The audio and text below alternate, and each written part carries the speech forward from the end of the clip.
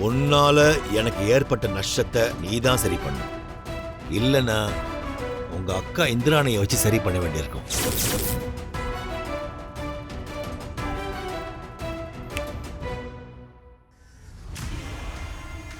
அண்ணா இந்தா இதை வாங்கிக்க. இப்படி இதை எங்க எப்படி சேர்க்கிறோன்ற டீட்டெயில்ஸ் உன் போனுக்கு வந்துடும். சொன்னதெல்லாம் ஞாபகம் இருக்கட்டும்.